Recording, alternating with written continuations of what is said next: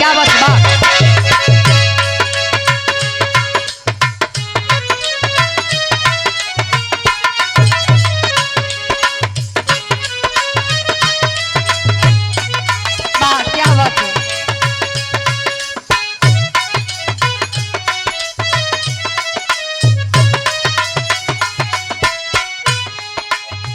हमार गुरुजी बड़ी बढ़िया गीत का संकेत करते हैं, खास कर हमारे भैया के फरमाइश रही है ना।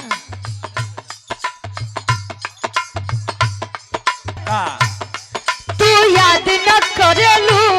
हम भुलात नहीं खे, तू याद न करेलू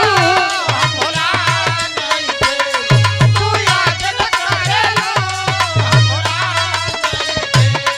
माहुर लागेला खाना कहियो खात नहीं थे, माहुर लागेला खाना कहियो खात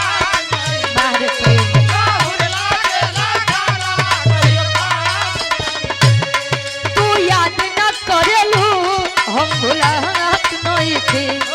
माहुर लागेला खाना कहियो खात नहीं थे। कहे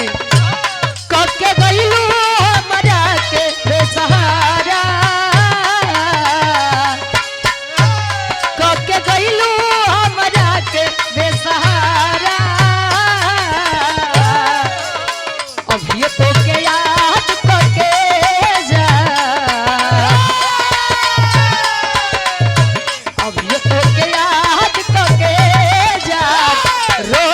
दिलवा बेचारा अभी तो के याद करके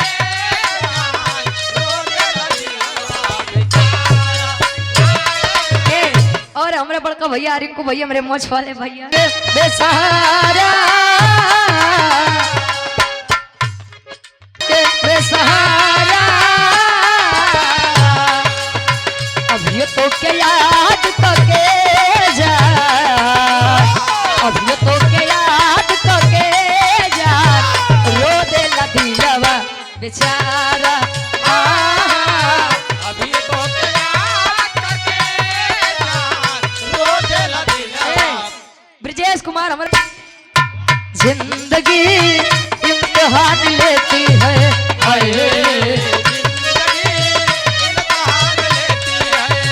मनोज यादव जी LIC एजेंट है हमारे 100 रुपया गार्जियन जी। कहे लोगों की जान,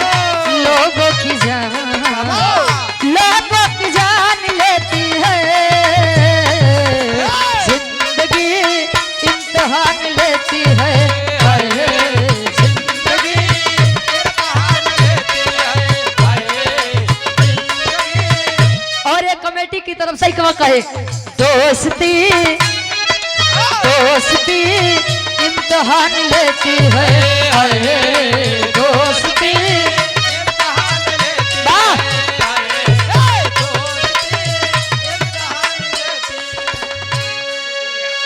दोस्तों की जान,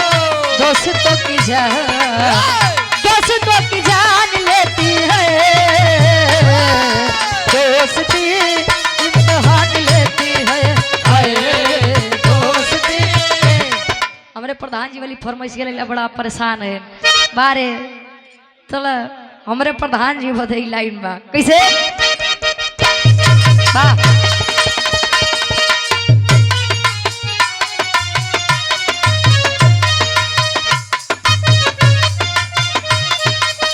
लड़का कहे प्रधान जी बड़ा झरले बाड़ू काजर मरले बाड़ू,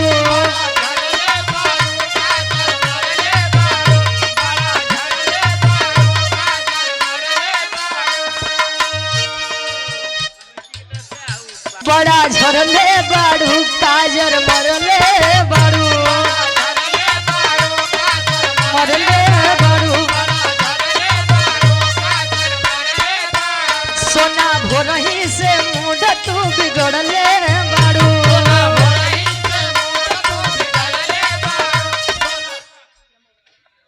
बांगड़ू बाबेलन मारे जमाना बड़ा झरले बाड़ू काजर मरले बाड़ू, बड़ा झरले बाड़ू काजर मरले बाड़ू, बड़ा झरले बाड़ू काजर मरले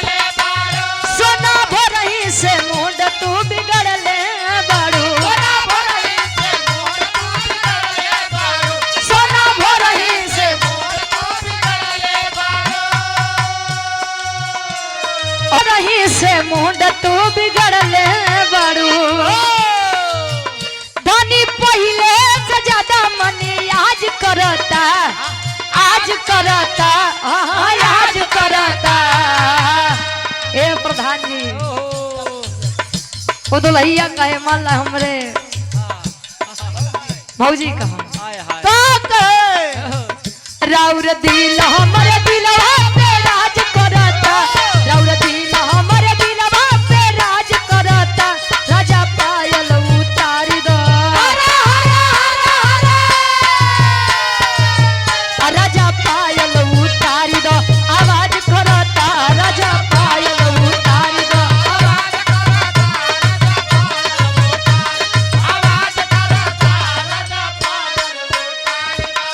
विजय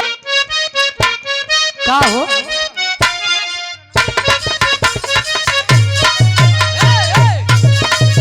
वाह वाह क्या बारे जमाना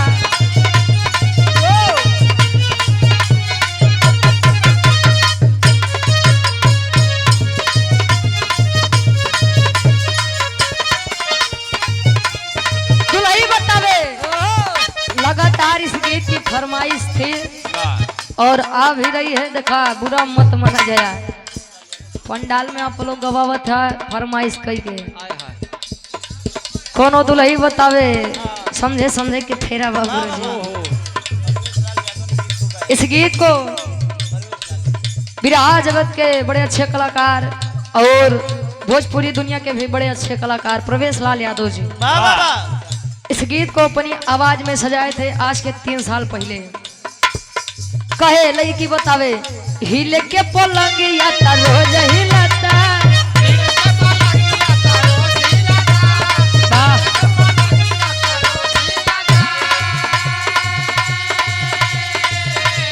बाकी वो भतार में नमाज मिलता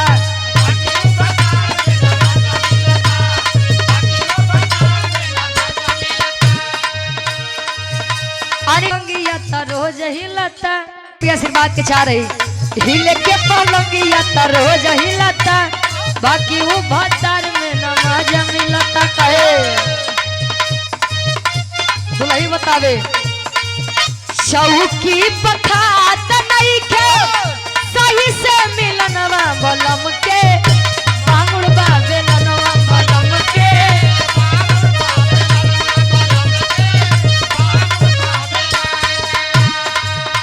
बलम के बांगुड़ बाबे ननवा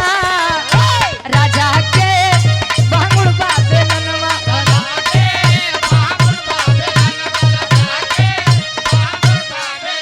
तिरसु यादव हमरे काका जी भइल बटे बड़ी तिरछोल देवरा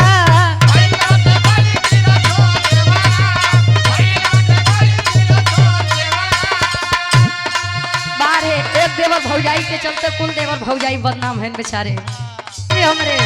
बस मलवे देवा माल लई गए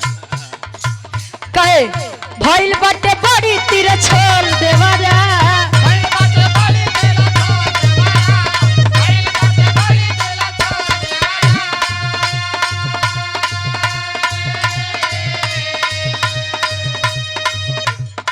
और हृदय के तीर छोल देवरा रोजा राती में पढ़ावेला भूगोल देवरा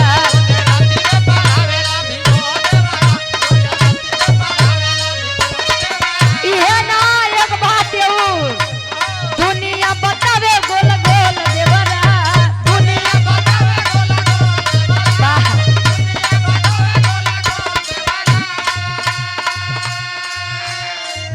गोल देवरा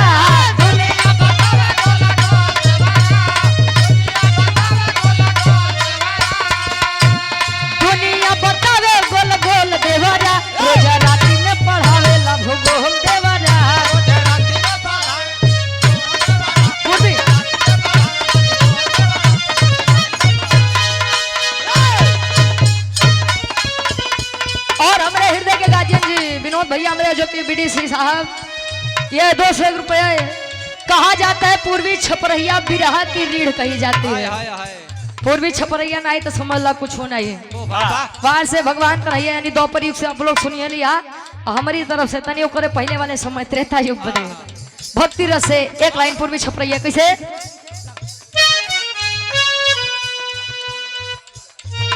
लेकिन प्रेम पाक और पवित्र होना चाहिए हाँ निर्छल होना चाहिए। आओ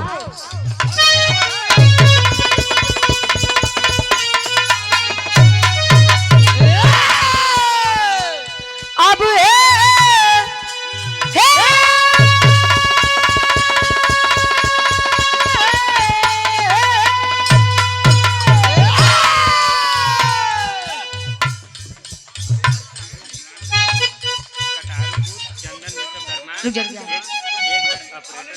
अच्छा ठीक गाते थे डीजे शिवांश बाबू हमरे भैया चंदन विश्वकर्मा जी हमारे गार्जियन जी 100 रुपया इनकर फरमाइश में कोनो ऑपरेटर वाला गाना हो जाए ठीक बा बिरहवा गाय दे बिरहवा बिछोम गाय दे नहीं तो हमारे मछा वाले भैया घुसिया जाएंगे क्या मतलब निकलिए कहाँ है अयोध्या नगरी 22 जनवरी 2025 में चर्चा का विषय बना था अयोध्या नगरी और रामायण से जुड़ी बड़ी मुख्य बातें थी उस अयोध्या नगरी में और अयोध्या नगरी में राम जी सीता जी लक्ष्मण जी के बीच में एक मुनरी थी अंगूठी थी रिंग थी वो बड़ा चर्चा के विषय रहे चर्चा के विषय ऐसे रहे कि मुनरी जहां जहां गए कुल के सत्यानाश करवाई खैर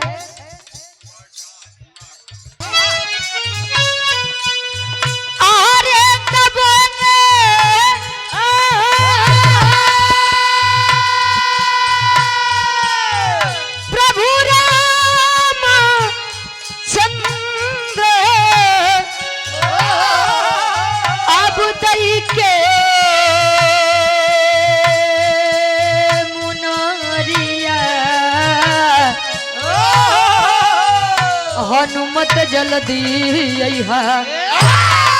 अरे तो हनुमत जल्दी अरे तलई के मोरा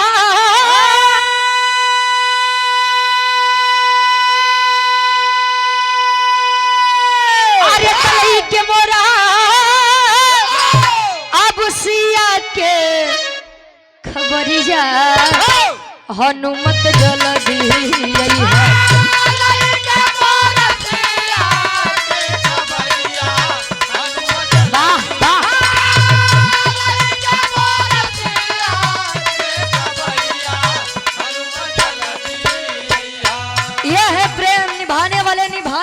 साहब और छोड़ने वाले एक ही बात पे छोड़ के चले जाते हैं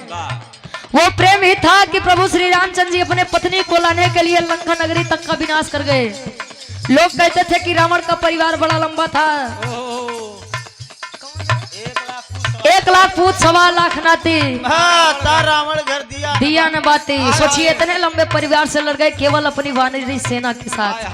और पुनः हमारे गार्जियन जी हमारे बड़का भैया चंदन यादव पहलवान जी दरियापुर चंदौली से हमरे पहलवान भैया के द्वारा पुनः 1000 रुपए का सम्मान आशीर्वाद के चारी का ये बतावत है। अच्छा बा 7 समुंदर पार रावण के देश में 7 समुंदर पार रावण के देश में 7 समुंदर पार रावण के देश में ना जाने सिया मोरा होई है कवन भेष में हो होई है कवन भेष में ना जाने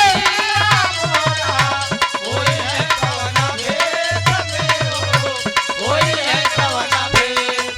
ना जाने सिया मोरा होई है कवन भेष में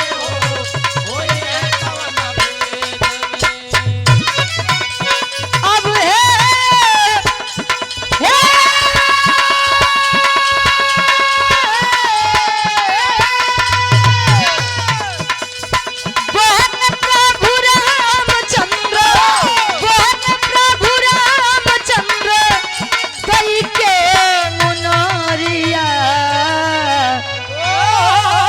हनुमत जल्दी अइहा अरे बेटा जल्दी अइहा